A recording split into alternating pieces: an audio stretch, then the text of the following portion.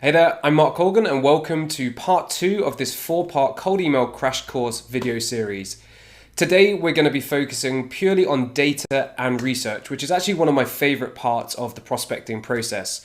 So in the first video we covered things such as the ideal customers and the buyer personas that we want to target. We're ready to start kind of building our list to make sure that we have these prospects in a list that we can upload into our cold email software like Send Now. So in this section and in this video, we're going to cover the following. We're going to talk about the importance of triggers and signals, kind of a passion of mine, so I'll go through those in a lot of detail. The lead research process, your options for building lists. So you could do these manually, you could buy the lists, or maybe you can outsource it, and I'll share the pros and cons of those different options. Then we need to think about list segmentation. And then lastly, two important facts such as email verification and data cleansing. Once we complete this section of the data and research and we've built our lists, we'll then be able to move on to the third part of this video series, which is all about the messaging and the sequences. Let's dive in. So we're in the workbook, and as I mentioned, it's part 2, data and research. The first thing that I really want to cover about data and research is to think about your triggers and signals. So triggers and signals are essentially a way to help you identify prospects who are more likely to be buying or actively looking for a solution right now. And in this section, we'll share how you can understand which triggers are going to be right for you and your cold email campaign, and how you can actually use those to increase the relevancy of your message when you're reaching out to prospects. Now, a really important stat to remember is that at any one time, only 3% of people are actively looking for a solution like yours. 7% are intending to change maybe in the future, maybe it's a priority for next month. But that means that the rest of them, the 90%, aren't actively looking for a new solution.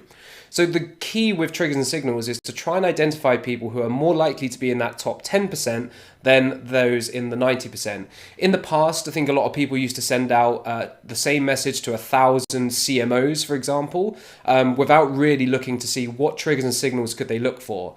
If you're targeting marketers as an example persona, one of the triggers that you could look for is if they've recently started in a new role, because when people start in a new role, they're likely to make changes and either bring in their existing suppliers from previous companies or look for new vendors and suppliers for the company that they're joining now as well. So this is just a bit of context on triggers and signals. And what I've done is I've put together a list of 30 plus B2B triggers and signals that you can look at for your prospecting. Now, you'll have access to this if you download the workbook, and you'll have access to all of the links within the workbook here.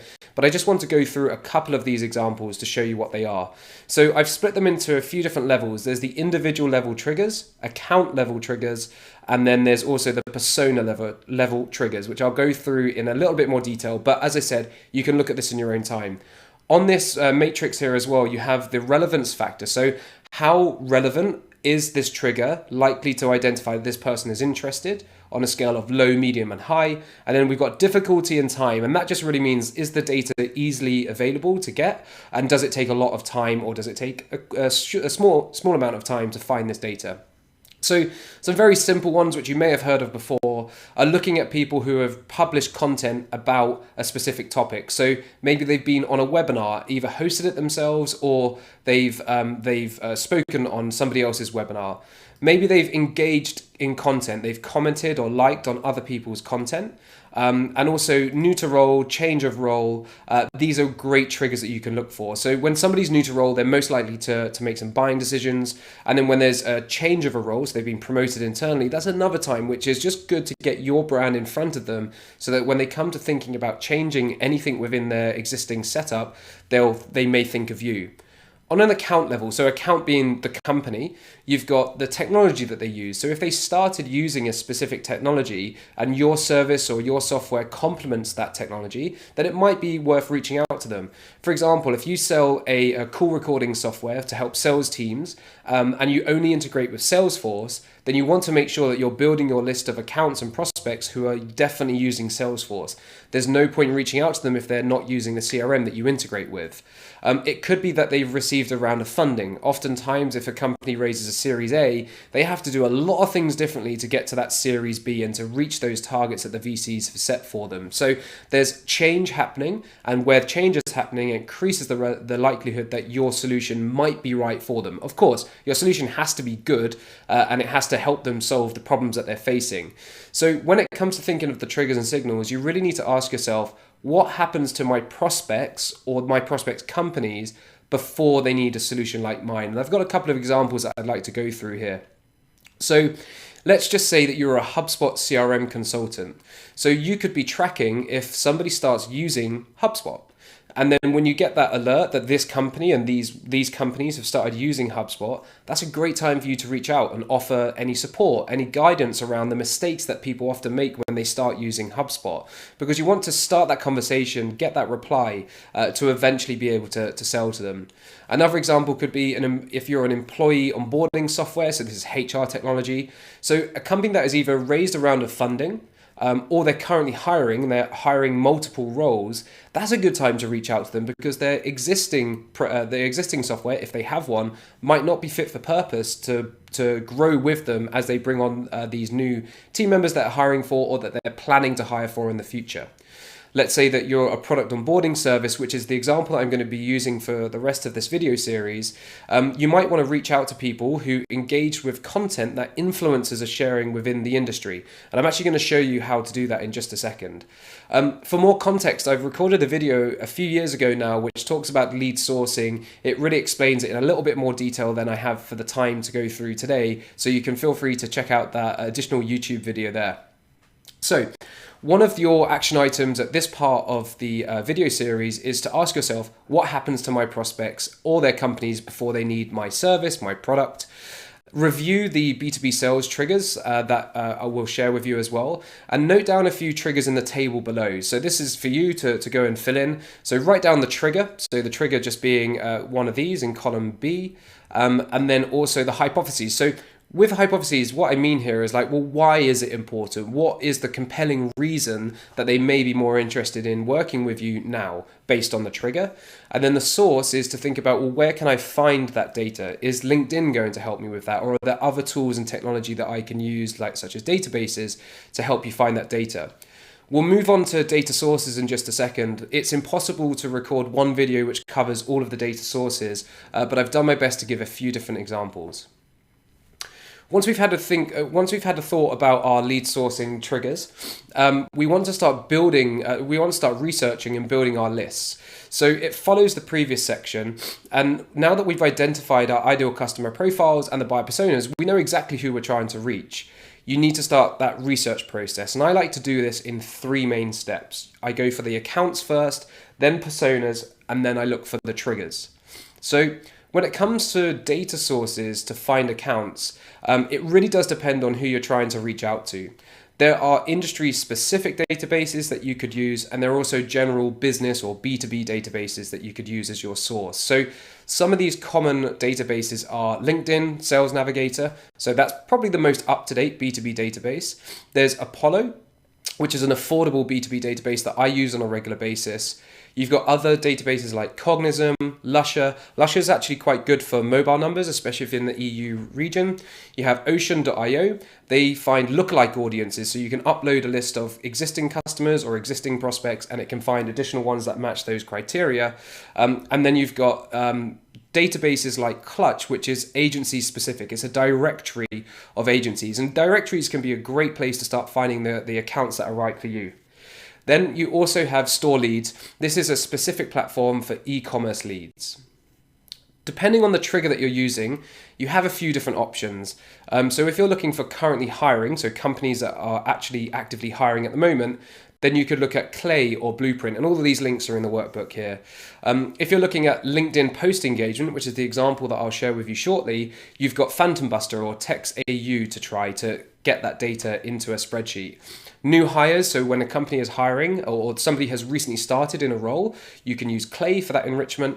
And then using technology, Built With and Similar Tech are great platforms that allow you to set up alerts for when a company has started using HubSpot, or when a company has started using a live chat software like Intercom.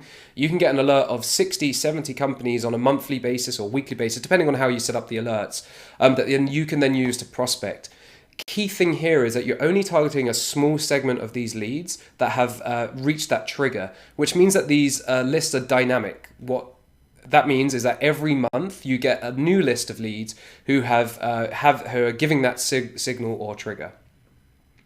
So an action item here, start to search for your sources of data that you can find accounts that match your ICP. As I said, it's very hard to record this one video and give an answer for everybody. But if you start by simply searching database for X or contact details for X, you should be able to find some data sources. Now we're going to move on to building that list of prospects. And now that we have those accounts that we want to target, we need to find the people within those prospects, within those accounts that match our buyer personas. This is what I call enrichment, just this phase of the research. And there are three main ways to build your prospect list. There's the manual way, which you can use databases and automation to help you with. There's the outsourced way, or you can buy them, you can purchase the lists as well. So when it comes to manually building the list, it really gives you the most control. The person who's going to be sending out the email, yourself, gives you the most control, but it can take a lot of time. But with automation tools like Phantom Buster and Clay, as well as subscriptions to databases like Apollo or Cognism, you can speed up this process. As I mentioned, I could produce a whole separate course, and maybe we do in the future, about lead sourcing. However, what I want to show you is how you could use Phantom Buster to solve one of the research lists that I'm looking for. In this case, I'm going to use the trigger, which is engaged with content on LinkedIn, to find prospects that might be interested in my product onboarding service. So just for context, this is a separate business that I have here, and I'm going to use this as an example. I often find that sometimes the examples for cold emailing are usually selling to other sales leaders, and that isn't always helpful. So in this case, this is a service that helps B2B software companies improve their free trial and activation rates by reviewing the onboarding process. So what I've gone and done is I've found a couple of people on LinkedIn who are posting about the topic of user onboarding. Now, these could be influencers. I don't think they all like the label of an influencer, but these people are sharing specific messages about user onboarding. Maybe it's that they're producing a course, or they're just delivering some advice and some recommendations. So I've got 4 LinkedIn posts here where they're talking about user onboarding. Now, my hypothesis is that people that are engaging and liking in this content are more likely to be interested in the product onboarding service that I offer. Now, of course, some of the people that are liking the post could be the brother, the partner of the person posting. So not everybody's going to be a fit. But remember, I'm trying to find that 3 or 7% of the market that are actively buying. And this is a great signal for me to look at to then work out if this message that I have to send to them is going to be is likely to be more relevant. So I'm going to move into Phantom Buster now. So I have put the URL of the TPO list here into Phantom Buster. I've asked it to remove duplicate profiles. So it may be the case that one person has liked more than one of these posts that I've found. And I'm just going to click save. I'm going to launch the frequency once because there's not that many leads. It's not like there's going to be 1,000. There's only 100 or two. I'm going to click save. And then once that's all set up, I'm simply going to hit launch. Now, I did that before, and I found that there was 128 people that liked one of those 4 posts or multiple of those posts. But now I need to find their email address, and that's where Clay can come in and be really useful. So once I've imported that data into Clay, you can see that I've got the first name, the full name, the company URL, and the LinkedIn profile. I've actually set up an enrichment to find the work email address. And I'm using a waterfall or a workflow process to do this. What happens here is I'm using these 4 different providers that all come with Clay. This is obviously something that you do need to pay for. But what it does is it looks for, this tool looks for their email address. If it can't find it, then it asks this tool to look for the email address. If it can't find it, it asks the next tool and asks the next tool. Now, you're not always going to get 100% of the emails here, but that doesn't mean that this prospect isn't a qualified prospect that I could reach out to. Perhaps I run a LinkedIn only sequence to these prospects where I can't find their email addresses. But you can see here that it's found the valid email addresses for the majority, which I'm pretty happy with. Now that I've got this list, what I'd need to do is to export that list, clean it and get it ready to import it into Send Now so I could send my email campaign to them, which we will be covering in videos 3 and 4. Back to the workbook. So that was the manual process, and I wrote out the steps here so you could kind of follow along as well. When it comes to finding email addresses, there's a couple of tools and extensions you can use. Some popular ones are snov.io, Find That Lead, Prospecto, and Better Contact. They all work in a pretty similar way, if I'm honest with you. I have one or two at any one time on the go.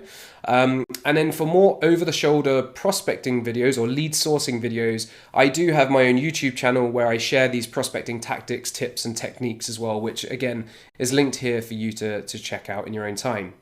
So that's the manual way of finding leads. Now I want to talk about outsourcing this process to somebody else. So if you have budget and also value your time, it might make sense to outsource the list building part of the process to somebody else.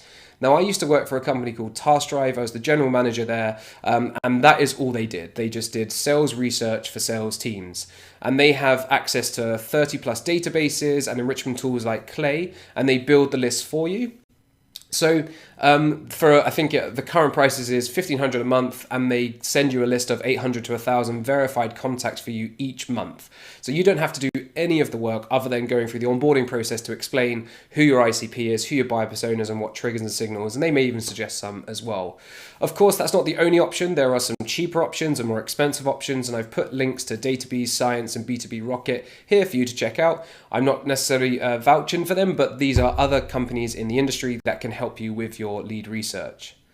The final option is freelancers. It is a great option, especially if you don't have much budget. It can take a little bit more management on your end though. There are marketplaces like Fiverr and Upwork which have thousands of freelancers on there for you that are willing to help you. I find that there's a lot of researchers oftentimes located in the Philippines, in India, in Pakistan, as well as in South American countries like Colombia, and I've seen a few in Argentina as well. Completely up to you of when you want to who you want to work with. Think of time zones, and if you want to be jumping on calls with people. Two things that I recommend is do have a call with your researcher. Sometimes the research requirements aren't as simple or aren't as black and white, so you just want to be able to have a call and have a conversation with somebody. So you want to make sure that their verbal English or whatever language you're speaking is going to work, and you'll have a good communication with them. And then also ask for a sample so you can see the quality of the work. I particularly look for how they formatted the document that they send me, if it has got all of the requirements that I'm looking for, and that's a bit of a red flag if they missed some of the points in the early sample here. And then the last option is bought lists. I'm not a huge fan of buying lists. I've tried it in the past and I haven't had the best experience with the data. Most of these companies will say that the leads that they have are opt-in, but in reality what I found that to mean is the leads have usually checked a box or a cookie consent form on a website to opt in, and they didn't really opt in to hearing from you. But buying lists can be really valuable in certain scenarios where the data is actually quite hard to get hold of. So lists of conference attendees, some people manage to find every conference attendee. I'm not quite sure how they do it. Lists of hard to find data like new office locations, and also lists of competitors, customers or clients. That can be another way that a bought list of leads could be quite useful. But again, always ask for a sample of these leads before you make that purchase. We're getting towards the end of the lead research, and here are just a couple of best practices that I want to recommend that you implement before you move on to the copywriting phase of this video series. So list segmentation and merge tags. It's really important to segment your leads into smaller lists. You've heard me say that in the first video. I've mentioned it a couple of times in this video as well. Rather than sending the same message to 2,000 prospects, you should aim to send your messages and your campaigns to smaller segments, and that will help you generate more replies. Just the example here, you can see if you send the same message to 2,000 prospects, you're going to get less than a 1% reply, because those lists are too broad and the challenges that these people face are going to vary too much as well. That's why I'd recommend that you split your research into smaller segments. That could be 150, could be 50 prospects, could be 300. It really does depend on the total addressable market that you're going after. So that's one thing to consider. The second thing to consider at this stage, when you're doing the research, is what data do you want to be adding into your emails? And that is done by a process called merge tags. I'm sure there's different variations of that terminology, but a merge tag is the one that I'm most familiar with. So common examples of merge tags is when you add in somebody's first name or their company name in the email, or maybe even their job title. And you will see these in the brackets, and most of the cold email software out there allow you to do this. Just think, if you're going to put some of the data into your email copy, then you want to make sure that you're researching and adding that data as you build your list, so that you don't have to go back and then enrich that data any further. The last two things here are email verification. So it's really important to re-verify emails that you collect after building a list. So even using tools like Apollo or Cognism, I still double check all of the emails to make sure that I'm only sending to valid emails. That's going to protect my deliverability. I recommend using Zero Bounce or Never Bounce. Send Now has a built-in email verifier, so I trust that and I rely on that too. I uploaded around 20 prospects just to test out the verifier, and it verified that 18 of those were valid. They were good to go. The other two are risky. And when it's a risky email, I'm just not going to take that risk to impact my email deliverability as well. But these are the additional tools that you could use to add into your workflow as well. And there's a link to top email validation tools as well. And lastly, data cleansing. I see so many companies make this mistake. And this refers to the formatting of the data that you have in your list, especially when you are scraping lists from LinkedIn or building lists manually. You'll notice that some of the tools that you export the data in, not all of the information is going to be correct. So this could be that somebody has an emoji in their name on LinkedIn and it exports that into their spreadsheet. It could be that where you've got company name, it says Yellow O Limited or Speak on Podcast LLC. Or it could be just random job titles. I've seen some very funny job titles that people put on there, but you just want to make sure that a human goes through and double checks that those job titles are correct. So here's an example that I received just the other day where they have taken my job title from LinkedIn and merged it into the email. But what it should say is just advisor. But as you can see on LinkedIn in brackets, it says advisor, open bracket, B2B sales, marketing and agency growth. Now, if they had somebody go through that and clean that, which you can do with AI as well, you would have seen that it would just be advisor. And they make the second mistake in this email as well, which is they've added the H1 tag from one of my websites. So they should have cleaned that. So it just said Yellow O, not the rest of the title from the email, from the website there. So this is really important. This is a very well-known company as well who are in the sales space, and even they make mistakes. And the reason why this is a bit of a mistake is that it's a telltale sign that this is an automated email. And that's something that you want to avoid when it comes to sending your cold emails as well. So your last action item in this video is, regardless of which option you're choosing for lead sourcing, you need to get started building your lists and getting them ready for your cold email campaign. So that makes sure, meaning that you're verifying and cleaning the data, getting them ready for outreach.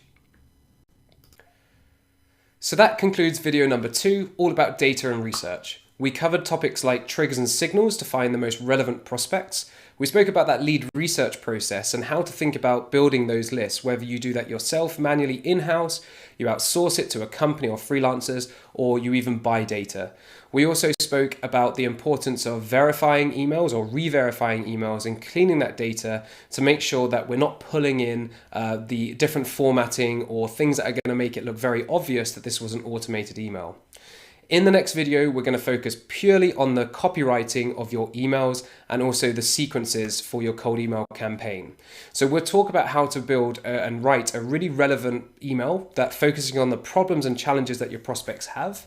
We'll talk about the different follow-up options that you have to build out your sequence. I'm going to suggest a sequence for you to start with. There is no silver bullet when it comes to cold email, but from all of my experience, I'm going to share with you the best practices for not only the sequence, but also the subject lines, the calls to actions, as well as some other tactics that you can implement to ensure that your emails land in the inbox. That's it for now. See you in the next video.